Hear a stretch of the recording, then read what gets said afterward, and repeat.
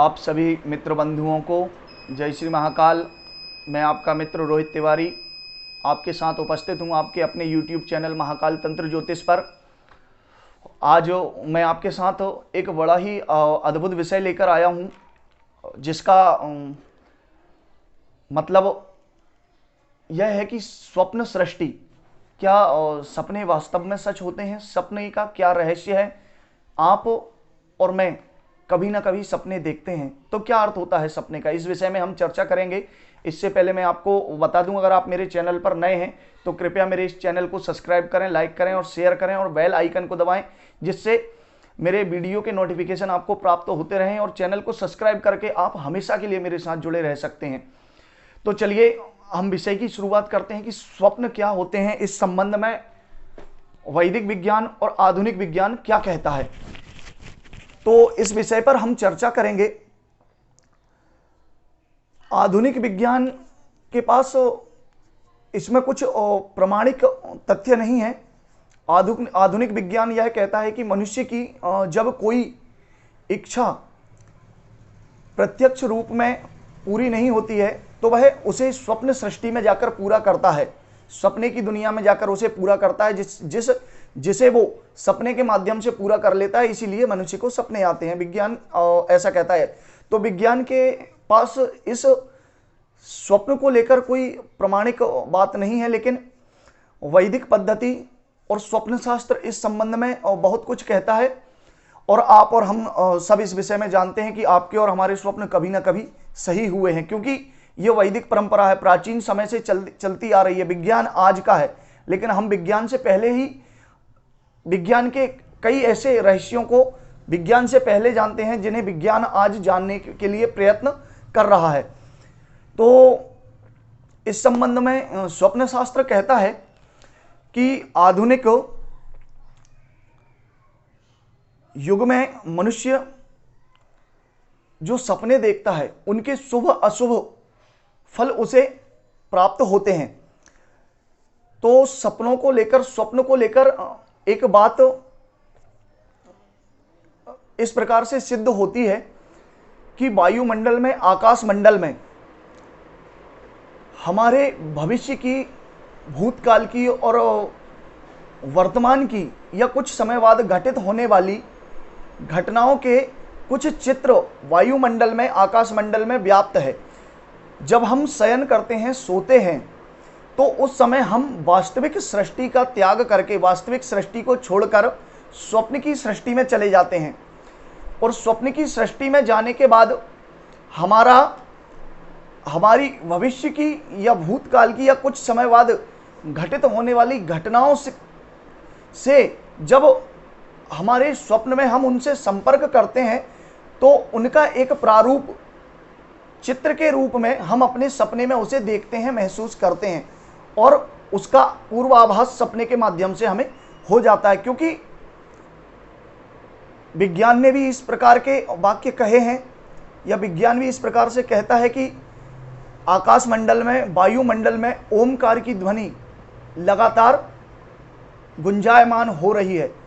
तो उस बात से इस बात को भी प्रमाण मिलता है कि हमारे भूत, भविष्य, वर्तमान की कुछ घटनाएं जिनके चित्र आकाश मंडल में व्याप्त हैं, और हम स्वप्न के माध्यम से जब उनसे संपर्क कर लेते हैं तो हम उसको स्वप्न के रूप में देखते हैं। इसी को स्वप्न कहा गया है। अब इनके शुभ और अशुभ फल हमें प्राप्त होते हैं। हम किस प्रकार के स्वप्न देखते हैं, उनका क्या फल है और किस प्रकार का हमें उनका प्राप्त होगा। तो इस संबंध में स्वप्न शास्त्र कहता है कि स्वप्न 7 प्रकार के होते हैं। स्वप्न शास्त्र में 7 प्रकार के स्वप्न बताए हैं और उनके 4 भेद और कहे गए हैं। तो 7 प्रकार के स्वप्न कौन से होते हैं? हम जानते हैं कि दृष्टः श्रुतो अनुभूतश्च प्रार्थितः कल्पितस्तथा भाविको दोषजश्चैव स्वप्नः सप्तविधो विदु। दृष्ट स्वप्न। अब दृष्ट स्वप्न वो होता है कि जिसे हमने दिन में देखा और रात्रि में उसी को स्वप्न में देखना। अब वो होता है दूसरा श्रुत, कि जिसे हमने सुना और उसी को स्वप्न में देख लिया। तीसरा होता है अनुभूत, जिस बात को हमने जागृत अवस्था में महसूस किया है, जिसे हम सोचते हैं, उसी को हमने स्वप्न में देख लिया। चौथा होता है प्रार्थित। प्रार्थित जिस वस्तु को हमने जागृत अवस्था में, मतलब जागृत अवस्था में हमने जिस चीज की कल्पना की है, उसी को स्वप्न में देख लेना, यह प्रार्थित है। और कल्पित, कल्पित होता है कि हम अपनी कल्पना को, आप और मैं, हम सभी कभी ना कभी किसी ना किसी बात की कल्पना करते हैं और उस कल्पना को स्वप्न में देख लेते हैं, हम उसका प्रत्यक्षीकरण स्वप्न में कर लेते हैं, स्वप्न की सृष्टि में। फिर होता है छठवां भाविक। भाविक वो होता है कि जो दृष्ट भी हो और श्रुत भी हो, दोनों का संयुक्त रूप जिसे हम स्वप्न के रूप में देख लेते हैं। अब होता है सातवां दोषज। मनुष्य अपनी बात, पित्त, कफ आदि प्रकृति के अनुसार जिस स्वप्न को देखता है, उसे कहते हैं दोषज स्वप्न। अब इस संबंध में इसके 4 भेद और भी कहे गए हैं, हम उन पर चर्चा करते हैं। तो इस संबंध में स्वप्न शास्त्र कहता है कि स्वप्नम चतुर्विधम प्रोक्तम दैविकम कार्य सूचकम, द्वितीयम तु शुभ स्वप्नम, तृतीयम अशुभम, तथा मिश्रम तुरीयमाख्यातम मुनि पुंगव कोटिभि, तत्रादौ दैविक स्वप्ने मंत्र साधन उच्यते। एक तो दैविक स्वप्न होता है। अब दैविक स्वप्न का अर्थ होता है कि कार्य की सिद्धि। दूसरा होता है शुभ स्वप्न, तीसरा होता है अशुभ, और चौथा होता है शुभ अशुभ दोनों का मिश्रित। तो इस प्रकार से 7 प्रकार के स्वप्न और उनके 4 भेद और कहे गए हैं। अब स्वप्नों के संबंध में स्वप्न शास्त्र में और भी कहा है कि कुछ स्वप्न जो होते हैं वो सिद्ध हो जाते हैं और कुछ जो होते हैं वो निष्फल हो जाते हैं। तो कौन से स्वप्न हैं जो फलित होते हैं और कौन से स्वप्न हैं जो निष्फल हो जाते हैं? तो इस संबंध में कहा गया है कि दिन और रात्रि के मिलाकर 8 याम होते हैं, और उन 8 याम का अगर हम भाग करें तो लगभग 3 घंटे का एक याम होगा, सूर्योदय से अगले सूर्योदय तक। तो इस संबंध में रात्रि के 4 याम हुए, दिन के 4 और रात्रि के 4। तो रात्रि के 4 याम में से प्रथम याम, रात्रि के 4 याम मतलब 12 घंटे में प्रथम 3 घंटे में देखा गया जो सूर्यास्त से सूर्योदय तक है, तो इसमें देखा गया जो स्वप्न है वो 1 वर्ष के अंदर फलित होता है।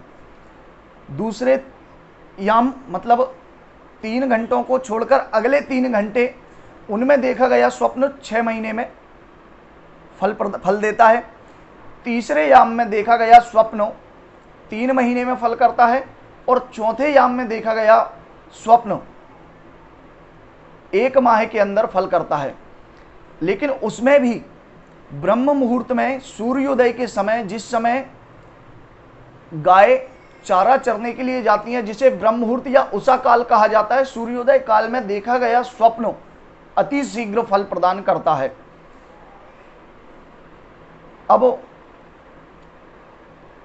किस व्यक्ति के स्वप्न फलित होते हैं इस संबंध में हम चर्चा करेंगे। तो उस व्यक्ति के स्वप्न जो है फलित होते हैं जो ना अधिक सोता हो, ना अधिक जागता हो, ना अधिक रोगी हो, ना अधिक कल्पनाशील हो। इस प्रकार के जातक के स्वप्न जो है निश्चित रूप से फल प्रदान करते हैं। अब हम जानते हैं कि कौन से स्वप्न फल नहीं देते हैं या निष्फल हो जाते हैं। तो दिवा स्वप्न, दिन में देखे गए स्वप्न जो हैं निष्फल होते हैं, निष्फल माने गए हैं। जो व्यक्ति अधिक सोता हो उसके स्वप्न निष्फल होते हैं। अति छोटा, बहुत छोटा और बहुत बड़ा स्वप्न भी जो है निष्फल होता है। और ऐसा स्वप्न जो विस्मृत हो गया हो, जिसकी सही तरीके से याद ना हो कि क्या स्वप्न देखा है, उस प्रकार का स्वप्न भी जो है निष्फल हो जाता है। तो इस प्रकार के स्वप्नों का फल हमें प्राप्त होता है।